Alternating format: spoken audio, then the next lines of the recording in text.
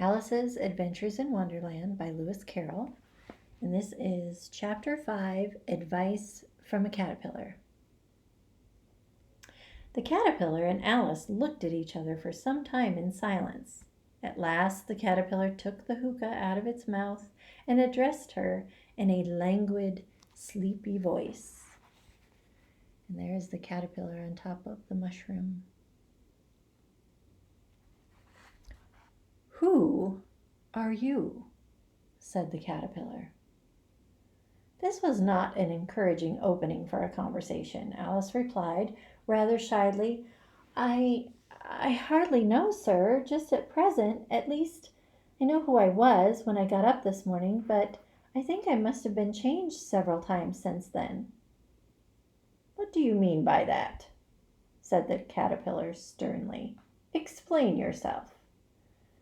"I can't explain myself, I'm afraid, sir," said Alice, "because I'm not myself, you see." "I don't see," said the caterpillar.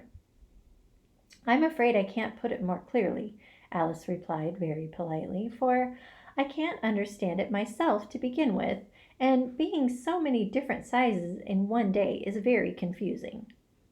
"It isn't," said the caterpillar. "Well, perhaps you haven't found it so yet," said Alice, "but when you have to turn into a chrysalis, you will some day, you know, and then after that into a butterfly, I should think you'll feel it a little queer, won't you?" "Not a bit," said the caterpillar. "Well, perhaps your feelings may be different," said Alice. "All I know is it would feel very queer to me." "You?" said the caterpillar contemptuously. "Who are you?" Which brought them back again to the beginning of the conversation.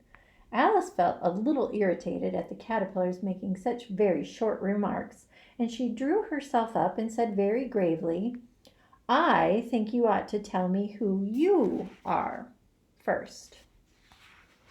"Why?" said the caterpillar. Here was another puzzling question, and as Alice could not think of any good reason, and as the caterpillar seemed to be in a very unpleasant state of mind, she turned away. "Come back," the caterpillar called after her. "I've something important to say." This sounded promising, certainly. Alice turned and came back again. "Keep your temper," said the caterpillar. "Is that all?" said Alice, swallowing down her anger as well as she could. "No," said the caterpillar. Alice thought she might as well wait, as she had nothing else to do, and perhaps after all it might tell her something worth hearing. For some minutes it puffed away without speaking, but at last it unfolded its arms, took the hookah out of its mouth again, and said, "So, you think you're changed, do you?" "I'm afraid I am, sir," said Alice. "I can't remember things that I used, and I don't keep the same size for 10 minutes together." "Can't remember what things?" said the caterpillar. "Well, I've tried to say, 'How doth the little busy bee,' but it came out all different," Alice replied in a very melancholy voice. "Repeat, 'You are old, Father William,'" said the caterpillar. Alice folded her hands and began. "You are old, Father William," the young man said, "and your hair has become very white, and yet you incessantly stand on your head. Do you think at your age it is right?" "In my youth," Father William replied to his son, "I feared it might injure the brain, but now that I'm perfectly sure I have none, why, I do it again and again." "You are old," said the youth, "as I mentioned before, and have grown most uncommonly fat. Yet you turned a back somersault in at the door. Pray, what is the reason for that?" So she is reciting a poem to the caterpillar, and there's the illustrations to go with it. "In my youth," said the sage, as he shook his gray locks, "I kept all my limbs very supple. By the use of this ointment, 1 shilling a box, allow me to sell you a couple." You are old, said the youth, and your jaws are too weak for anything tougher than suet. Yet you finished the goose with the bones and the beak. Pray, how did you manage to do it? In my youth, said his father, I took to the law and argued each case with my wife, and the muscular strength which it gave to my jaw has lasted the rest of my life. And here are the drawings to go with the rest of the poem.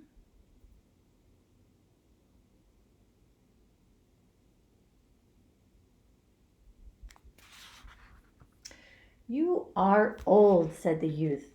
One would hardly suppose that your eye was as steady as ever, yet you balanced an eel on the end of your nose. What made you so awfully clever?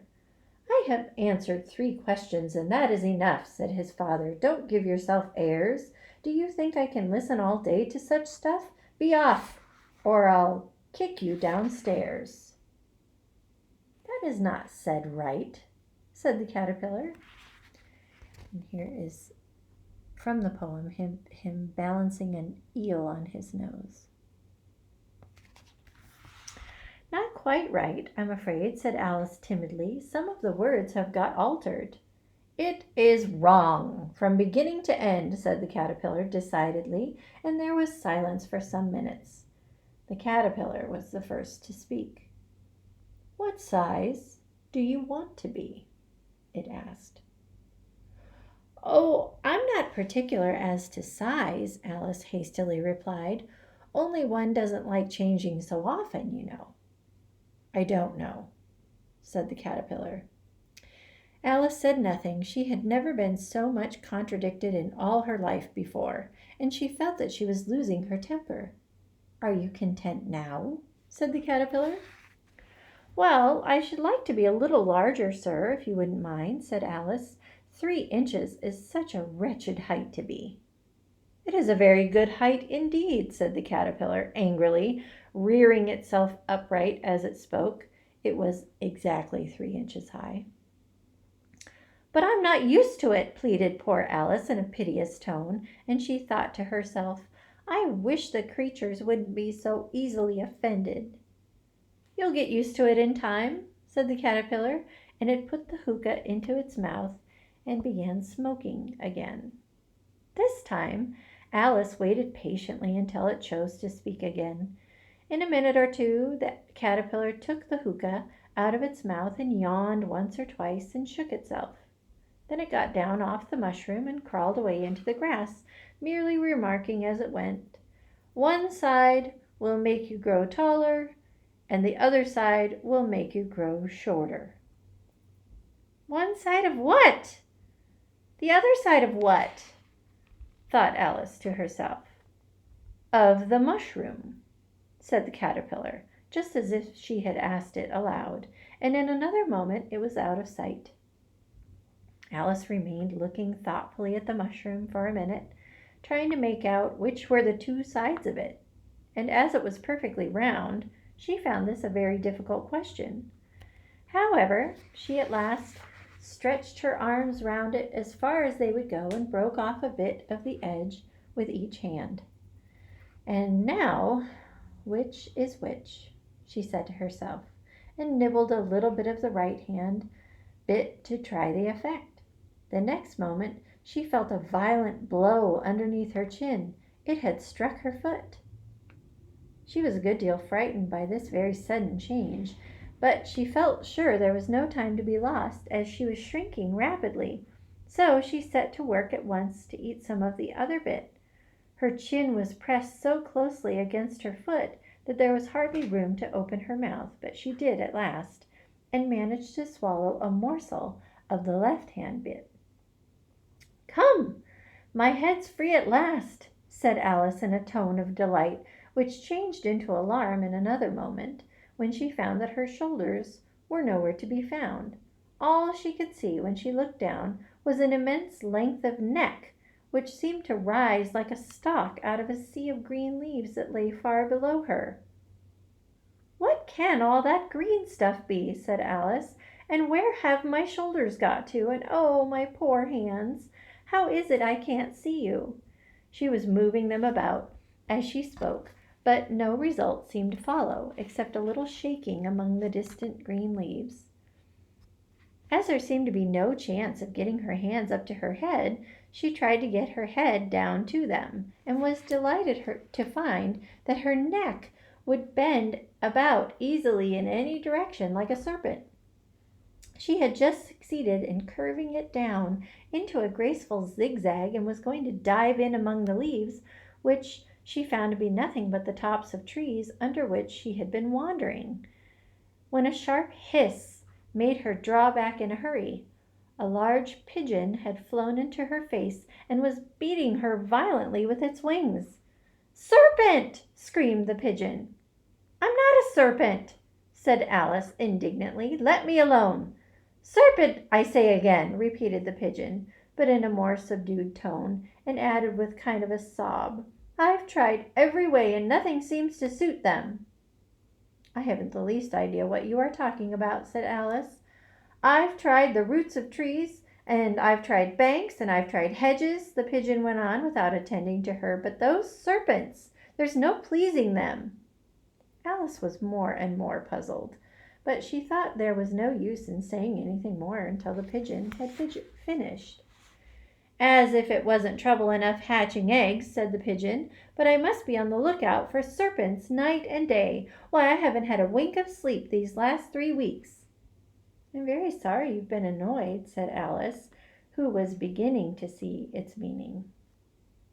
"And just as I'd taken the highest tree in the wood," continued the pigeon, raising its voice to a shriek, "and just as I was thinking I should be free of them at last, they must needs come wriggling down from the sky. Ugh! Serpent!" "But I'm not a serpent, I tell you," said Alice. I'm a "Well, what are you?" said the pigeon. "I can see you're trying to invent something." I'm a little girl," said Alice, rather doubtfully, as she remembered the number of changes she had gone through that day. "A likely story indeed," said the pigeon, in a tone of the deepest contempt. "I've seen a good many little girls in my time, but never one with such a neck as that. No, no, you're a serpent, and there is no use denying it. I suppose you'll be telling me next that you never tasted an egg." "I have tasted eggs." "Certainly," said Alice, who was a very truthful child, "but little girls eat eggs quite as much as serpents do, you know." "I don't believe it," said the pigeon, "but if they do, why, then they're a kind of serpent. That's all I can say." This was such a new idea to Alice that she was quite silent for a minute or two, which gave the pigeon the opportunity of adding, "You're looking for eggs. I know that well enough. And what does it matter to me whether you're a little girl or a serpent?" "It matters a good deal to me," said Alice hastily, "but I'm not looking for eggs as it happens, and if I was, I shouldn't want yours. I don't like them raw." "Well, be off then," said the pigeon in a sulky tone, as it settled down again into its nest. Alice crouched down among the trees as well as she could, for her neck kept getting entangled among the branches, and every now and then she had to stop and untwist it. After a while she remembered that she still held the pieces of the mushroom in her hands, and she set to work very carefully, nibbling first at one and then the other, and sometimes growing taller and sometimes shorter, until she had succeeded in bringing herself down to her usual height. It was so long since she had been anything near the right size that it felt quite strange at first, but she got used to it in a few minutes, and began talking to herself as usual. "Come, there's half my plan done now. How puzzling all these changes are! I'm never sure what I'm going to be from one minute to another. However, I've got back to my right size. The next thing is to get into that beautiful garden. How is that to be done, I wonder?" As she said this, she came suddenly upon an open place with a little house in it about 4 feet high. "Whoever lives there," thought Alice, "it'll never do to come upon them this size. Why, I should frighten them out of their wits." So She began nibbling at the right hand bit again, and did not venture to go near the house till she had brought herself down to 9 inches high.